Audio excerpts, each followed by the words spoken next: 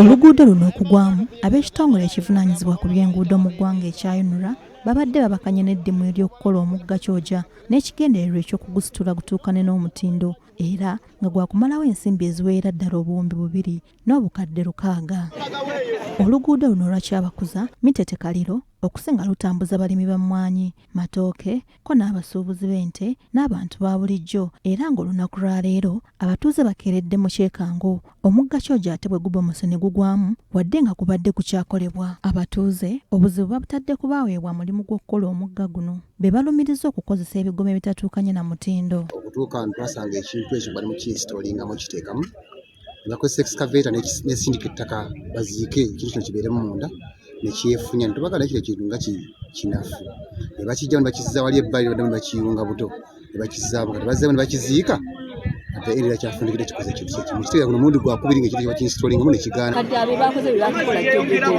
bulanga bikoze ebifaana bwe baagala kututta. Bano bategeezezza nti bali mu kusoberwa kubanga tebakyalina wakuyita okusobola okwetuusaako ebyetaago byabwe era nga bakoseddwa nnyo. Katukuva ekyabakoza tukoma mu Kyojja nga tukyasomoka mateeta asaabaze entambula ne tumenya okukola ki asaaze tubasuula tukyakola kasente naye tubadde tusaba yunula bongere ku bigomo ebigumu. Sowedi Serwadda ssentebe w'abalimi b'emmwanyi abeegattira mu kibinge Coffee Farmers Cooperative Society asabye bekikwatako okusitula omugga guno gukolebwe nga gwa mutindo okwewala ebizibu nga bino. Kyabulabe nnyo abantu okubeetikka omuntu ajja kusuulamu omuntu afe n'olwekyo tusaba abayunula banguye ate bakolewo bridge entuufu si bigomo ebyo ebibaatinga bwe mubirabye.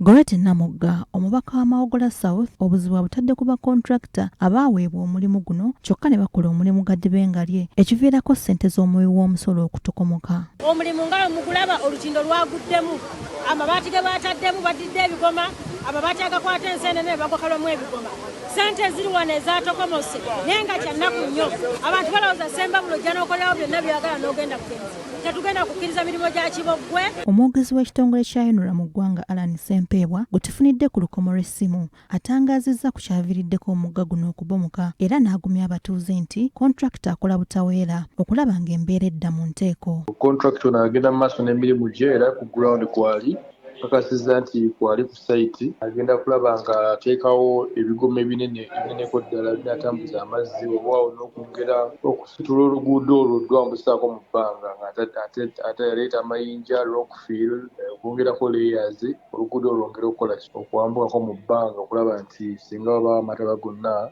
tegaddamu ddukosa. Catherine Namugera ne Betty Namawanda BBS Terefayina gy'otobadde.